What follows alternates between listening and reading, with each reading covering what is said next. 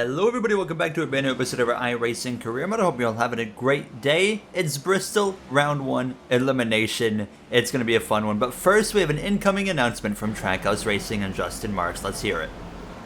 We at Trackhouse Racing would like to announce that we have signed Gary Owen to drive the number 98 Trackhouse Camaro next season. Gary is like a young Ross Chastain, hits cars a lot but is really fast. We believe we will give him the proper tools to win races with us. It is no longer the Penske pipeline at Trackhouse Racing. Here I come. Justin Marks announces it. We are headed to Trackhouse Racing, a third car, the 98 next season. I'm very excited for that, as we are going to have a lot to look forward to with this Trackhouse Racing team. It wasn't working out in Ford, and with the Penske kind of pipeline, we had our struggles and whatnot. Justin Marks believes in us, like I said, kind of like a younger Ross Chastain. I hit a lot of cars like Ross Chastain does. Usually it's my fault like Chastain is too, but I'm really fast, so I'm excited to be, well, teammates with Ross Chastain, who we've had a run-in with this season, by the way, at Indianapolis now. But focusing on the race weekend ahead now, we can see qualifying in Bristol, and we will, of course, go over the points here momentarily when the race kicks off, but it was currently Christopher Bell on pole. It wasn't a very good qualifying effort for myself. I couldn't get comfortable. We put the car P17 here in qualifying, so yeah, we have some work to do going into this race, but it's Christopher Bell, Kyle Larson on the front row with Ross Chastain, Buescher, as well as William Byron behind. But let's get ready to go racing from Bristol. They both go around. Turn one, Burton in the wall, Johnson spinning to the bottom. And Harvick spins into David Reagan. Pile up in the middle. The 18 of Kyle Busch is around. Contact. They're rolling in there. Greg Golding hits late. And Steve, you said it. Oh, the 18 teaming out into the back of the 78. Morton Truex Jr. slamming into the wall. He hits again. Contact made. That is good. It's a lot of contact. Oh, no. There they go. Not very happy. Whoa. Yep. That's a perfect strike. Make things happen, and we've seen it year after year after year. Harvick sitting there, hadn't won in a long time. Hadn't seen Harvick look like that in a while.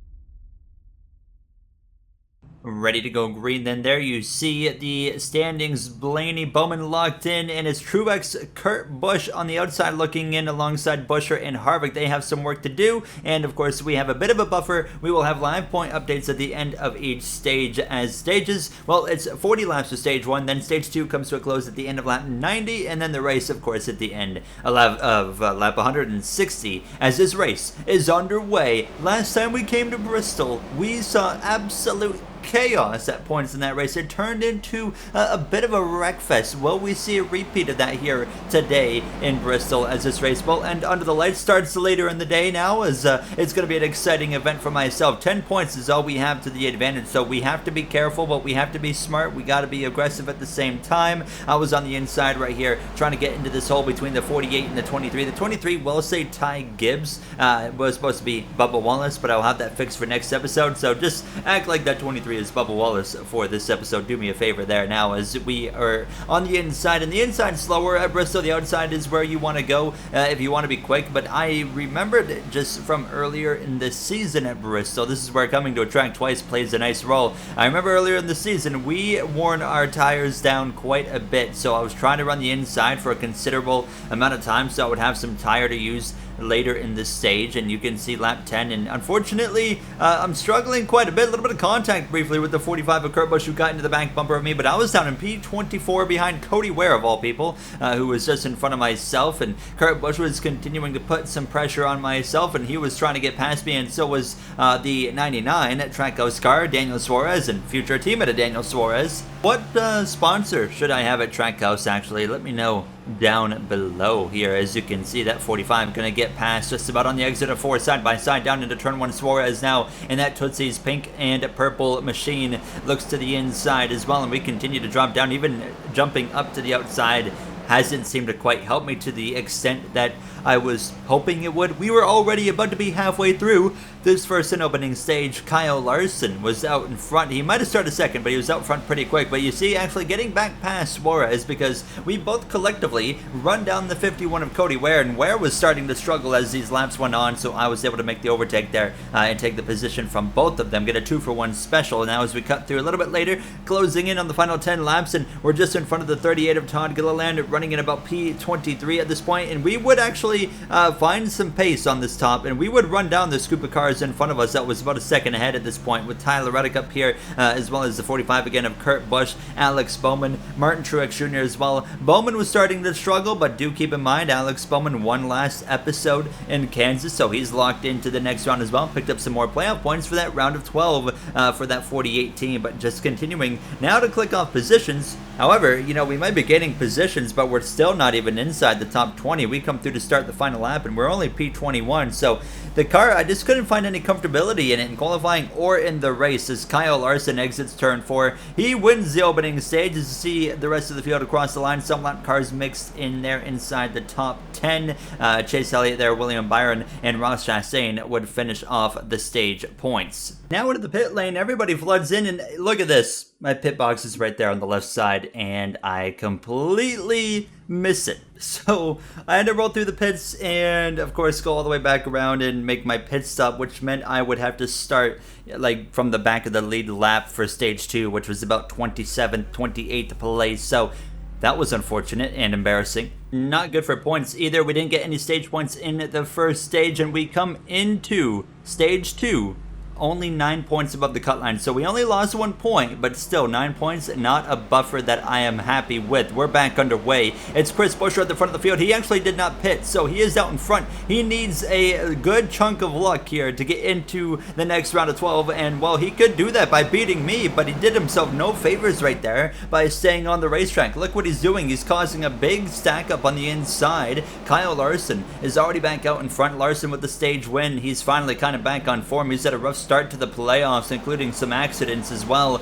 but he looks like he's back on track, and I wouldn't be surprised if Kyle Larson dominates this race, to be completely honest. Now, so far, very calm race here as we kick off towards the lap 50 mark, and here I am on the inside now, realizing we have a ton of track position we have to make up from that mishap in the pit lane, but I was just trying to save my tires. That was the main thing, save tires. This stage doesn't end until the end of lap 90, so it is once again a similar length to that second stage, but we got some time here. You can see myself on the inside of Cody Ware, just trying to slowly move my way forward, kind of follow this 99 of Daniel Suarez. There's my alliance teammate of the 2 of Austin Cindric that I thought we were going to be teammates with originally. Not going to be the case next season as we go different ways from Penske Racing. Let me know down below what you think of the move and what you think this Trackhouse Racing Avenue is going to bring to us here. As you can see myself now on the outside, starting to make some headway a little bit later on, lap 57, a little bit over 30 to go, and stage 2 remains.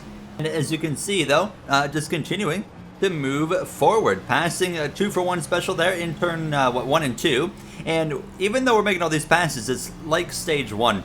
We're still way behind here. I mean, we are only barely inside the top 30. P28 is Kyle Larson, 3 wide through the middle on some lap traffic, and Kyle Larson is going to get turned while leading the race, and oh my goodness, the 6 piles in, and so does the 20. We've got a stack up on the inside. Chastain, Logano, the 16 of Cook, they're all going to stop there in place on the inside. This is going to be problematic quick, because when cars stop, they'll do that. The Larson car disappears. Basically, they get towed to the pit lane, so Larson's going to be held in the pits for at least, about 3 minutes, and Keselowski might as well, and maybe others, because we have this big pile up on the inside because the AI are just quite simply stupid. And that you as well saw the 14 and more cars disappear. So a whole bunch of problematic moments there. Larson is not winning now, as that will bring out a caution and a bunch of confusion, but Kevin Harvick, after this got sorted, was the leader over Chase Elliott, Denny Hamlin, Bell. You got McDowell up here in the mix as well, and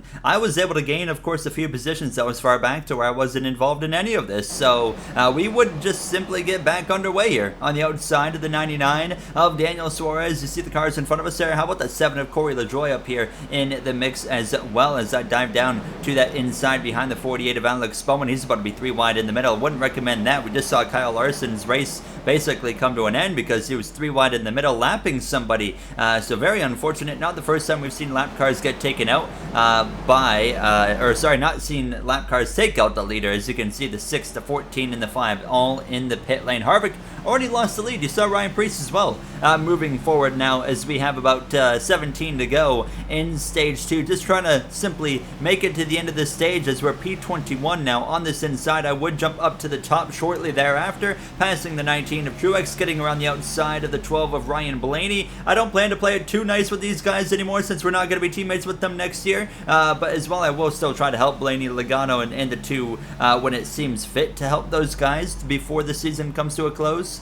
Now running though, P19, as we were into the final handful of laps of this stage. Lap 86, 5 to go, up the inside of the 48 again, and Bowman, who is trying to fight back, and we're here for P17 at this point. Daniel Suarez, Kyle Busch, Tyler Reddick just in front of us, 3 wide up there in front of us. It can get a little bit sketchy. It looks like they're okay, as we were now engulfed by a couple of the lap cars from earlier, Almirola in the 17, but that's not going to matter. The caution's going to come out right towards the end of the stage. That's going to end stage 2 early. We'll see what's going on. I see the 20 car Bell on the inside. It was Christopher Bell. Same exact scenario as Larson. He gets wrecked by the 14 into the inside wall, and there you see it. Another playoff driver with trouble. Chase Elliott would win stage 2, and I actually had to bring up this HUD here to make sure what was happening. So Elliott wins stage 2. You can see Bubba Wallace with some points. Cook, Chastain, McDowell, and Bell still would get rolling in time to actually get a stage point after getting crashed. So we were back into the pit lane, and then I actually had another mishap. So autofield is now a thing in iRacing, and I actually had a mishap, and I didn't set it up correctly, so I had to spend an extra 5 seconds in the pits to make sure I put fuel in the car to make it to the end of this race. So another setback, but it wasn't too bad. We were P22 for the restart for stage 3. We are only 6 points above the cut line as we're back underway. Kurt Busch needs 6 points to beat me in. Chase Elliott leads away. Ryan Preece, don't count him out in that number 41. He was quick here in the spring race. It led some laps, ended up losing to Kurt Busch, who's on his inside right now as they come through 3 and 4. But Elliott is going to be in command on the exit of turn 4, takes the lead, and he is going to try and drive away to get win number 5 on the season, which would be the most of anybody actually if he wins this race here today. The most is 4 with him, as well as Ryan Blaney and Denny Hamlin, 4 apiece for those 3 drivers. Now you see some 3 wide in the front of us, and there it is, a huge crash here as they exit turn 4 down the front straightaway. I'm involved, a bunch of cars involved, a big pile up. The 78 and the 8 both on top of other cars. The 14 wants to get involved in Chase Briscoe fashion for good measure, and we have a big one in Bristol. Several cars stopped on track, which is going to tow more cars. Here I am waiting to see what's going to happen, and then the 34 gets towed, so I'm able to go through. But look at the damage on the front end. It knocked out my steering, so we are going to be a part of the drivers that have just had their race absolutely destroyed, and we have to come into the pit lane immediately and get repairs. And I don't know how long it's going to be, but you see it there. Harvick, Kyle Busch, Blaney, Tyler Reddick, as well myself. Just a few names to mention as playoff contenders. Absolute chaos here from Bristol. What a moment, and a lot of cars. Logano involved as well. A lot of cars are out of the race. I had a little over a minute of repairs to make. It was optional, but I took it because I could tell immediately under caution when driving the car it was screwed up. So we would lose 3 laps. But surprisingly, as William Byron found himself out in front after all this confusion, I don't know how the order got sorted, but basically I got back out on track 3 laps down, but I was still in 11th place because there were so many cars towed or out of the race. So although we just got destroyed, we're still in the mix, at least for a good finish. On top of that, the odds of us getting eliminated from the playoffs now because of this happening is a lot lower than what they were going into stage 3. So here we are, trying to make up some time. Ross Chastain for 10th place was the only car on my lap, so we still can actually get a top 10 after all of this. There's over half the field is basically out of this race. And speaking of the field, all the authentic paint schemes here on track at Bristol, brought to you by Davis Warren as usual. A huge shout out to Davis Warren, who made this collection and makes so many collections following real world NASCAR races. He's already doing the 2023 season. You can check him out on Trading Paints with the link in the description. He's also selling tickets to select races, which are put down in the description, and you can contact him with the info down below. As a big shout out to Davis here. Now, as we actually passed Ross Chastain for 10th place, 10 laps to go in this race now. I mean, there wasn't much to do for me. I'm just kind of riding around, and William Byron is actually about to put me a lap down, so I'm about to go 4 laps down. So I was kind of hoping we would get a caution within the literal seconds of me saying that. The caution is out. And Austin Dillon, I'm going to give a big thank you to Austin Dillon because he is the reason that we get a late race yellow. 3 wide in the middle again with Suarez, and he wrecks himself. So there he goes around into the inside wall, just like the 5 of Larson, the 20 of Christopher Bell. And that means we would have a late race restart with William Byron, Ryan Preece. The front row. Can Ryan Preece get his first win in the NASCAR Cup Series? I think we're about to find out. It's going to be a very quick 3-lap dash to determine who wins this race in the Bristol playoff elimination race now. And there you see Byron down into turn 1, leads the way. He's already clear just about the 41. He is clear, but does Preece have something to say right here? Yes, he does. Ryan Preece on the exit of turn 2 down the back straightaway into turn 3 takes the lead here in Bristol. He's hoping for it to, of course, get himself clear on the exit of turn 4, which he does. Preece clear to the lead with 2 laps to go. Caution's out. The 22 of Logano has spun round, and it's actually after contact with myself in the 21.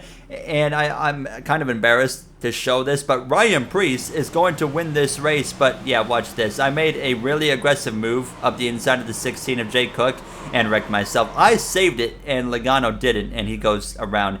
That's going to end the race. Embarrassing on my part. But Ryan Preece is going to be a NASCAR Cup Series winner as he crosses the line under yellow. He was going to win if it stayed green or yellow because of him taking the lead. But Ryan Preece wins in the 41 in that Martin Roberg white and blue paint scheme there. Beautiful paint scheme that Martin put together. And it's cool to see Martin's favorite driver finally win in the Cup Series. Now, as you can see, the rest of the field crossing the line. What an absolute mess of a race. And well, what does the playoff situation look like after a really weird race like that? Well, you see it there. So, yeah, Harvick is out, Buescher is out, Reddick is out, and Kurt Busch in his final season of Cup Series competition, unfortunately, out by 2 points. He misses it by Truex beating him there, and we made it by less than 10 points as well. So it was close all the way around, but we advanced into the round of 12.